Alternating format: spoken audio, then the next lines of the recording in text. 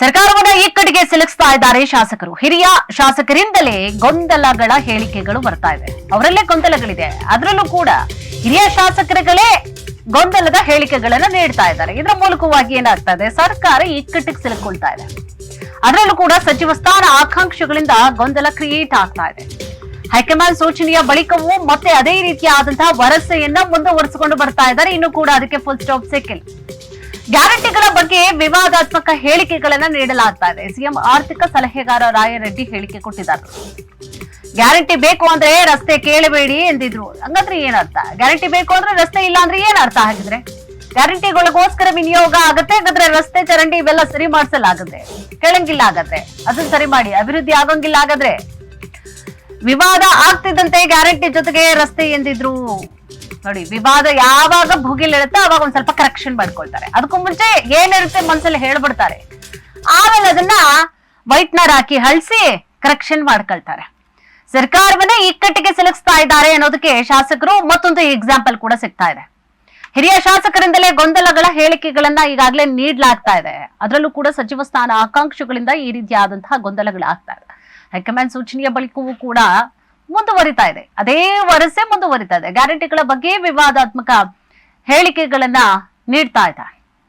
CM ಆರ್ಥಿಕ ಸಲಹೆಗಾರರು ಆ ಒಂದು ಲಿಸ್ಟ್ ನಲ್ಲಿ ಈಗ ಮತ್ತೆ ಸೇರ್ಪಡೆಯಾಗಿರುವಂತದ್ದು ರಾಯರೆಡ್ಡಿ ಅವರು. ಗ್ಯಾರಂಟಿ ಬೇಕು ಅಂದ್ರೆ ರಸ್ತೆ ಕೇಳಬೇಡಿ ಅಂತ ಹೇಳಿದ್ರು. ಯಾವಾಗ ವಿವಾದ ಭುಗಿಲೇಳ್ತೋ ಅವಾಗ ಏನ್ ಹೇಳ್ತಾರೆ, ಗ್ಯಾರಂಟಿ ಜೊತೆಗೆ ರಸ್ತೆ ಅಂತ ಹೇಳಿದ್ದಾರೆ. ಇನ್ನು ಗ್ಯಾರಂಟಿ ಕಣ್ಣ ಮುಚ್ಚಾಲೆ. ಕಾಂಗ್ರೆಸ್ ಪಕ್ಷದ ಕೈ ಹಿಡಿದಿದ್ ಯಾವುದು?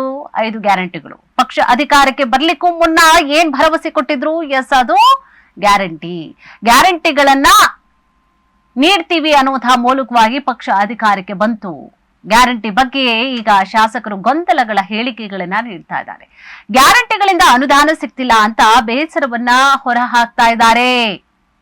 ಕ್ಷೇತ್ರಗಳ ಅಭಿವೃದ್ಧಿ ಆಗ್ತಾ ಇಲ್ಲ ಅನ್ನುವಂತಹ ಅಸಮಾಧಾನ ಕೂಡ ಕೇಳಿ ಬರ್ತಾ ಇದೆ. ನೋಡಿ, ಗ್ಯಾರಂಟಿ ಮಾಡಿದ್ದಕ್ಕೋಸ್ಕರ ನಮ್ಗೆ ಅನುದಾನ ಸಿಗ್ತಾ ಇಲ್ಲ ಅಂತ ಒಂದ ಕಡೆ ಹೇಳಿಕೆಗಳಾದ್ರೆ, ಅದ್ರ ಬಗ್ಗೆ ಬೇಸರವನ್ನ ಹೊರ ಹಾಕ್ತಾ ಇದ್ದಾರೆ. ಕ್ಷೇತ್ರಗಳ ಅಭಿವೃದ್ಧಿ ಆಗ್ತಾ ಇಲ್ಲ, ಅನುದಾನ ಸಿಗ್ತಾ ಇಲ್ಲ ನಮ್ಗೆ ಅಂತ ಶಾಸಕರ ಅಸಮಾಧಾನವನ್ನ ಹೊರ ಹಾಕ್ತಿದ್ದಾರೆ.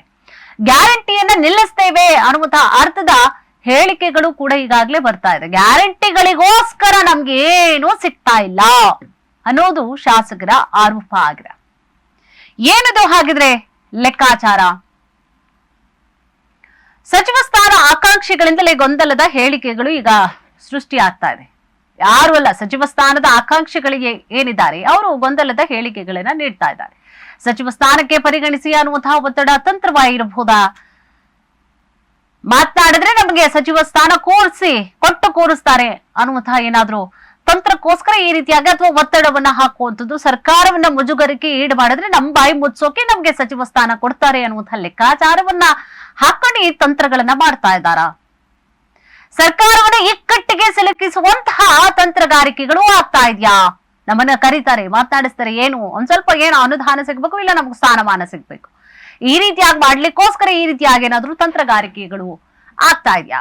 ಮಂತ್ರಿ ಸ್ಥಾನ ನೀಡದಿದ್ರೆ ಬಂಡಾಯದ ಮುನ್ಸೂಚನೆಯನ್ನ ಕೊಡ್ತಾ ಇದ್ದಾರೆ. ಸಂಪುಟ ಪುನರ್ರಚನೆಗೆ ಒತ್ತಡ ತಂತ್ರವನ್ನ ಏರ್ತಾ ಇದ್ದಾರಾ? ಹಾಗಿದ್ರೆ ಈ ಮೂಲಕವಾಗಿ ಮಂತ್ರಿ ಸ್ಥಾನ ನೀಡದಿದ್ರೆ ಬಂಡಾಯದ ಮುನ್ಸೂಚನೆಗಳನ್ನ ಕೊಡ್ತಾ ಇದ್ದಾರಾ ಶಾಸಕರು? ಸಂಪುಟ ಪುನರ್ರಚನೆಗೆ ಒತ್ತಡ ತಂತ್ರವನ್ನ ಏರ್ತಾ ಇದ್ದಾರಾ ಈ ಮೂಲಕವಾಗಿ ಶಾಸಕರು? ಏನ್ ಆಗ್ತಾ ಇದೆ ಹೋಗ್ಲಿ, ಏನ್ ಪ್ಲಾನ್ ಇವ್ರದೆಲ್ಲ ಶಾಸಕರದು? ಇನ್ನು ಸುರ್ಜೇವಾಲಾ ಸಭೆ ನೋಡಿ, ಪಾಪ ಇಂದಿನಿಂದ ಸುರ್ಜೇವಾಲಾ 2ನೇ ಹಂತದ ಸಭೆಯನ್ನ ಮಾಡ್ತಿದ್ದಾರೆ. ಮೊದಲನೇ ಹಂತದ ಕಂಪ್ಲೀಟ್ ಆಯ್ತು, 3 ದಿನ ಬಂದಿದ್ರು. 30ರಿಂದ 3ನೇ ತಾರೀಕುವರೆಗೂ ಸಭೆ ಮಾಡಿದ್ರು ಅವರು. ಅದಾದಂತಹ ಬೆನ್ನಲ್ಲೇ ಈಗ 2ನೇ ರೌಂಡ್ ಸಭೆ ಇದು. ಆಗ ಒಂದ್ ಸ್ವಲ್ಪ ಎಲ್ಲ ಮಾತುಕತೆ ಮಾಡಿದ್ರು. ಕಂಪ್ಲೇಂಟ್ಸ್ ಗಳು ಏನೇನಿತ್ತು ಶಾಸಕರದ್ದು ತಗೊಂಡಿದ್ರು. ಸಚಿವರ ವಿರುದ್ಧವಾಗಿ ಇರಬಹುದು ಅಥವಾ ಸರ್ಕಾರದ ನಡೆಗಳು ಏನು ಅವ್ರಿಗೆ ಅಸಮಾಧಾನ ತಂದಿದೆ, ಎಲ್ಲದರ ಬಗ್ಗೆ ಮಾಹಿತಿಗಳನ್ನ ಕಲೆಕ್ಟ್ ಮಾಡ್ಕೊಂಡ್ರು ಸುರ್ಜೇವಾಲಾ. ಅನಂತರ ಮತ್ತೆ ದೆಹಲಿಗೆ ಹೋದ್ರು. ಈಗ ಮತ್ತೆ ವಾಪಸ್ ಬಂದಿದ್ದಾರೆ. 2ನೇ ಹಂತದ ಸಭೆಗಳಾಗ್ತಾ ಇದೆ. ಕಲ್ಯಾಣ, ಕಿತ್ತೂರು, ಕರ್ನಾಟಕ ಭಾಗದ ಶಾಸಕರ ಜೊತೆಗೆ ಇವತ್ತು ಸಭೆಯನ್ನ ಅವರು ಮಾಡ್ತಾ ಇದ್ದಾರೆ. ಶಾಸಕರ ಸಮಸ್ಯೆಯನ್ನ ಆಲಿಸ್ತಾ ಇರುವಂತದ್ದು ಕಾಂಗ್ರೆಸ್ನ ಉಸ್ತುವಾರಿ. ಗೊಂದಲ ಹೇಳಿಕೆಗಳನ್ನ ನೀಡಬೇಡಿ ಅಂದ್ರೂ ಕೂಡ ಅದೇ ವರಸೆಯನ್ನ ಮುಂದುವರಿಸ್ತಾ ಇದ್ದೀನಿ. ಇನ್ನು ಕೂಡ ಅವ್ರು ಬಂದು ಹೋದ್ಮೇಲೂ ಏನು ಕಮ್ಮಿ ಆಗಿಲ್ಲ, ಬಂದು ಹೋದ್ಮೇಲೂ ಕೂಡ ಆಗ್ತಾ ಇದೆ. ಸೊ ಇನ್ನು ಕೂಡ ಹೇಳಿಕೆಗಳನ್ನ ಕೊಡುವಂತದ್ದು ಇನ್ನು ಕೂಡ ನಿಂತಿಲ್ಲ. ಸೊ ಆ ಕಾರಣವಾಗಿ ಅವತ್ತೇ ಡಿಸೈಡ್ ಆಗಿದ್ರು ಇನ್ನೊಂದ್ಸಲ ಬರ್ತೀನಿ ಅಂತ ಹೇಳಿ, ಅದರಂತೆ ಈಗ ಬಂದಿದ್ದಾರೆ. ಮತ್ತೆ ಬ್ರೇಕ್ ಹಾಕ್ಸುವಂತಹ ಸಾಧ್ಯತೆಗಳು ಇದೆ. ಈಗ ಹೇಳಿಕೆಗಳನ್ನ ಏನ್ ಕೊಡ್ತಾ ಇದ್ದಾರೆ ಅದಕ್ಕೆಲ್ಲ ಬ್ರೇಕ್ ಹಾಕ್ಸುವಂತಹ ಸಾಧ್ಯತೆಗಳಿದೆ. ವಿಪಕ್ಷಗಳಿಗೆ ಆಹಾರ ಆಗ್ತಾ ಇದ್ದಾರೆ ಶಾಸಕರು. ಅವರ ಹೇಳಿಕೆಗಳು ಆಹಾರವಾಗ್ತಾ ಇದೆ. ಶಾಸಕರನ್ನ ಸಮಾಧಾನ ಮಾಡ್ಲಿಕ್ಕೋಸ್ಕರ ಸುರ್ಜೇವಾಲಾ ಅವರು ಕೂಡ ಸರ್ಕಸ್ ಅನ್ನ ಮಾಡ್ತಾ ಇದ್ದಾರೆ. ಈಗ ರಾಷ್ಟ್ರೀಯ ನಾಯಕರು ಅವರನ್ನ ಕಳಿಸ್ಕೊಟ್ಟಿದ್ದಾರೆ. ಅವರ ಪರವಾಗಿ ಅವರ ಎಲ್ಲವನ್ನು ಕೂಡ ಬ್ರೇಕ್ ಹಾಕಿಸಬೇಕು, ಗೊಂದಲಗಳಿಗೆ ಏನು ರಾಜ್ಯದಲ್ಲಿ ಮೂಡ್ ಬರ್ತಾ ಇದೆ ಅವೆಲ್ಲವನ್ನು ಕೂಡ ಬ್ರೇಕ್ ಹಾಕಿಸಬೇಕು ಅನ್ನುವಂತಹ ಕಾರಣಕ್ಕೋಸ್ಕರ ಫಸ್ಟ್ ರೌಂಡ್ ಸಭೆಗಳಂತೂ ಆಯ್ತು.